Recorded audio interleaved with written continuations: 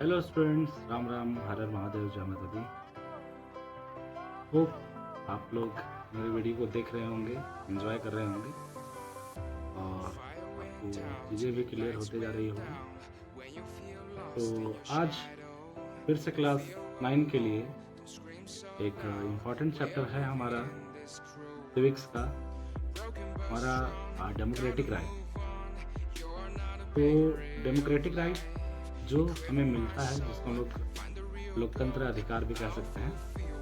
तो ये जो डेमोक्रेटिक राइट जो है वो हमारे समाज के लिए बहुत ज़्यादा ज़रूरी है, क्योंकि अगर हमारे पास राइट्स नहीं होगा तो हमारा कोई भी शोषण कर सकता है, और यही राइट्स जो है हमें प्रोटेक्ट करता है। हमारे फंडामेंटल राइट्स जो हैं वो हमें प्रोटेक्ट करते हैं, अपने इम्पोर्टेंस को जानने में हमारी मदद करते हैं, और साथ ही साथ हम पर कोई भी डिस्क्रिमिनेशन या इनइक्वालिटी जैसी चीज़ें नहीं हो पाती।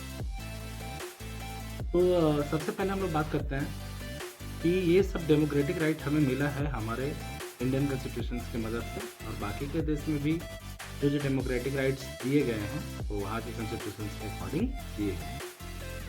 तो अगर लाइफ में हमारे राइट्स ना हो या हमें अगर राइट्स नहीं मिले तो क्या क्या प्रॉब्लम हम फेस कर सकते हैं। तो इसके लिए 3 केसेस दिया हुआ है हमारे इस चैप्टर में। NCERT बुक्स में भी है और बाकी के बुक्स में भी है, जिसमें आपको ये बताया गया है कि अगर हमारे राइट्स का एब्सेंस हो तो उस राइट के एब्सेंस में क्या क्या हो सकता है हमारे साथ। तो सबसे पहले एक केस स्टडी दिया हुआ है, प्रिजन इन गुटनामो बे। तो यहाँ पे 600 लोगों को वर्ल्ड के अलग अलग जगहों से US फोर्सेस जो है वो पिकअप करके वहाँ पर प्रिजन में डाल करके रखती है, गुटनामो बे, जो क्यूबा के नियर है, यानी कि नज़दीक है। और अमेरिकन गवर्नमेंट के अकॉर्डिंग ये जो है वो एनिमीज़ हैं, है ना, US एनिमीज़ हैं, और साथ ही साथ इनका जो लिंक रहा है वो न्यूयॉर्क अटैक से लिंक रहा है, जो हुआ था 11 सितंबर 2001 में। तो इसका रिजल्ट ये हुआ कि बिना किसी ट्रायल के, बिना उनको US मजिस्ट्रेट के सामने पेश किए हुए सभी प्रिजनर्स को क्या मान लिया गया, दोषी मान लिया गया, और साथ ही साथ उन लोगों को कोर्ट भी नहीं ले जाया गया, और साथ ही साथ जेल में बंद करके रखा गया। तो यहाँ पे नाम आता है नेक्स्ट में इम्पॉर्टेंट, एमनेस्टी इंटरनेशनल, जो इन प्रिजनर्स को रिपोर्ट करती है और वो बोलती है कि जो US जो है वो सही नहीं कर रहा है। वो जो हमारे ह्यूमन राइट्स के अलावा बहुत सारे प्रिजनर्स को उसने क्या करके रखा है, जोर ज़बरदस्ती, बिना किसी ट्रायल कोर्ट में बिना पेश किए वो उनके साथ क्या कर रहा है, मारपीट, वायलेशन, हिंसा कर रहा है।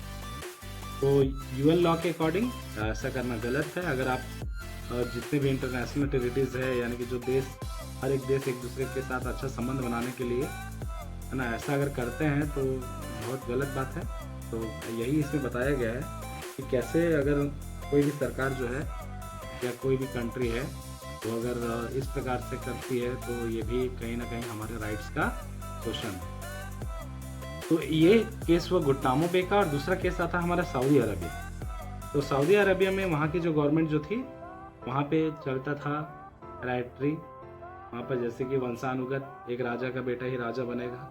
वहाँ पे लोगों को कोई अधिकार नहीं था वोटिंग देने का या अपने रूलर्स को इलेक्ट करने का, और साथ ही साथ वहाँ पे किंग ही सेलेक्ट करता था लेजिस्लेचर, एग्जीक्यूटिव को, यही अपॉइंट करता था जज को, है ना। और साथ ही साथ इतना कुछ करने के बाद भी अगर वो चाहे तो उनके नियम में बदलाव कर सकता था। जज को हटाना चाहे तो हटा सकता था, दूसरे को स्टेबलाइज करना चाहे तो दूसरे को स्टेबलाइज कर सकता था। साथ ही साथ यहाँ पे सिटीजन्स लोगों के पास अधिकार नहीं था अपने पॉलिटिकल पार्टीज को चुनने के लिए, या तो अपना खुद का पॉलिटिकल ऑर्गेनाइजेशन, संगठन बनाने का। और यहाँ पे मीडिया को भी कोई पावर नहीं दिया गया था कि वो मोनार्च के खिलाफ कुछ लिख सके। साथ ही साथ यहाँ पे कोई भी धर्म का कोई भी फ्रीडम नहीं दिया गया, कोई भी फ्रीडम ऑफ रिलीजन नहीं था। हर एक सिटीजन्स को मुस्लिम होना ज़रूरी था, और जो नॉन मुस्लिम रेसिडेंट्स थे उनको पूजा पाठ करने के लिए उनके प्राइवेट स्पेस में ही अनुमति दी गई थी, पब्लिक प्लेस पे नहीं। वुमेन जो थे, है ना, उनको बहुत सारे पब्लिक रिस्ट्रिक्शन में रखा गया था, मतलब ना तो उनको बाहर निकलना है, और जो मुस्लिम लोग पहन करके रखती है बुर्का, वो पहन करके रखना है। तो एक तरीके से हम ये कह सकते हैं कि उस जगह पे जो मैन को जो राइट्स मिले थे, वो राइट्स वुमेन्स को नहीं मिले। तो यहाँ पर ये बताता है कि सऊदी अरब में भी जैसे जगहों पर भी, बड़े बड़े कंट्रीज में भी पुराने टाइम में जो डेमोक्रेटिक राइट्स था वो एब्सेंस था, अनुपस्थित था।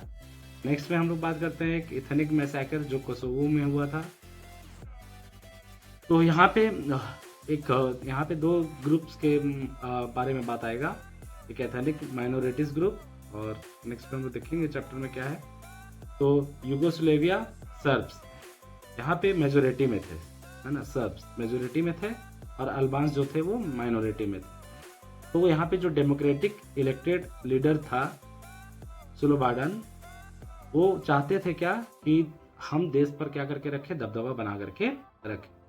और सर्ब्स का मानना था कि जो अल्बानियंस है ना, वो उनको क्या कर देना चाहिए, देश छोड़ करके चले जाने चाहिए। मतलब जो मेजोरिटी में है वो चाहता है क्या कि माइनॉरिटी वाला क्या हो जाए, यहाँ से छोड़ करके चला जाए। तो इसके कारण क्या हुआ, वहाँ के जो लीडर्स जो थे उन्होंने बहुत सारे लोगों को मारा, है ना, गोलियां चलाई उन पर, बहुत सारे लोगों को वहाँ पर कत्लेआम किया गया, जिसके कारण से जो मेजोरिटी वाले जो थे वो चाहते थे कि हम क्या करें, माइनॉरिटीज को अपने देश से हटा दें। तो जो मेजोरिटी पॉपुलेशन जो था अल्बान्स को, वो अपने आप को डिक्लेयर करता है इंडिपेंडेंस कब, फरवरी 2008 में।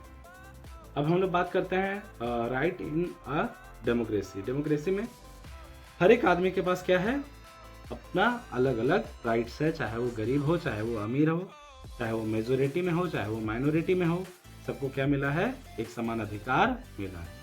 चाहे गरीब हो, चाहे अमीर, माइनॉरिटी, पावरफुल, वीक, सबको क्या है, एक समान अधिकार है हमारे डेमोक्रेसी में। बोलता है no one should be arrested without proper reason. किसी को भी हमारे देश में बिना किसी कारण के और बिना किसी इंफॉर्मेशन के, है ना, अरेस्ट नहीं किया जा सकता। अगर ऐसा होता है तो वो अपने आप को डिफेंड करने के लिए उनको क्या मिलता है, मौका मिलता है, यानी कि वो कोर्ट में केस भी कर सकते हैं उसके खिलाफ। और ये एश्योरेंस जो है वो सिर्फ पेपर में नहीं है, ठीक है, ये हमें हमारे राइट्स में भी मिला है। और ये रियल स्पिरिट है कि अगर कोई बड़ा से बड़ा व्यक्ति भी अगर गलत करता है तो उसको भी कानून जो है वो सजा देती है। तो हम ये कह सकते हैं कि कानून के नज़र में हम सभी व्यक्ति क्या हैं, एक समान है। और क्या क्या राइट्स हमें मिला है, ठीक है, वो हम लोग देखते हैं आगे इस पे। नेक्स्ट में आता है हमारा मीनिंग ऑफ राइट्स। तो राइट जो है वो रीजनेबल क्लेम करता है पर्सन को, जिससे वो सोसाइटी में जो लॉ सेंशन किए गए हैं वो सभी समाज के लोगों को मिल पाए। और एक राइट जो है वो बहुत ही ज़रूरी होता है हर एक लोगों को एक समान ट्रीट करने के लिए। और राइट्स जो है वो उसी के मदद से जितने भी सिटीजन्स हैं और सरकार जो है वो एक दूसरे को क्या करता है, रिस्पेक्ट करता है।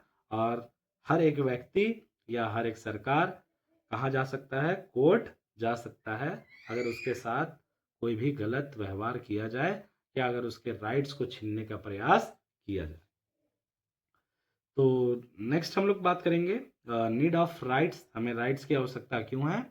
तो राइट्स जो है वो बहुत ज़्यादा ज़रूरी है डेमोक्रेसी में, और डेमोक्रेसी में जो राइट्स है वही डेमोक्रेसी को बेहतर बनाता है और अच्छा सुटेबल बनाता है। सबसे पहले हम लोगों को डेमोक्रेसी में ये अधिकार मिला है कि हम लोग अपने गवर्नमेंट को खुद अपॉइंट कर सकते हैं, चुन सकते हैं। और सबसे पहले इसमें भी एक राइट आता है जिसको हम लोग बोलते हैं राइट टू वोट। और साथ ही साथ राइट जो है वो हमें प्रोटेक्ट करता है, माइनॉरिटीज़ को भी प्रोटेक्ट करता है, और मेजोरिटी का जो दबदबा है उससे भी बचाने, डिफेंड करने का काम करता है। राइट जो है वो सबको मिलते हैं। साथ ही साथ अगर कोई व्यक्ति गलत करता है तो उसको भी क्या दिया जाता है, सजा दिया जाता है। Some rights need to be place higher than the government. Government से भी ऊपर क्या रखा गया है, राइट्स को रखा गया है, कुछ कुछ राइट्स को। तो गवर्नमेंट कैन वायलेट देम, और गवर्नमेंट उस राइट्स को हमसे छीन नहीं सकता। डेमोक्रेसी में भी हर एक आदमी के लिए अलग अलग राइट्स दिए गए हैं जो हमारे संविधान में रिटन डाउन है, लिखित हैं, उसको चेंज नहीं किया जा सकता। और अगर ऐसा किया भी जाता है तो इसमें गवर्नमेंट जो है उसके खिलाफ लोग जो हैं वो क्या कर सकते हैं, विरोध कर सकते हैं। तो ये था हमारा एक टॉपिक। कल हम लोग बात करेंगे राइट इन इंडियन कॉन्स्टिट्यूशन, जो हमारा पार्ट 2 रहेगा। तो इसमें हमारे इंडियन कॉन्स्टिट्यूशन के द्वारा हमें कौन कौन से राइट्स मिले हैं, इसके बारे में हम लोग बात करेंगे। Thank you for watching my video. Bye.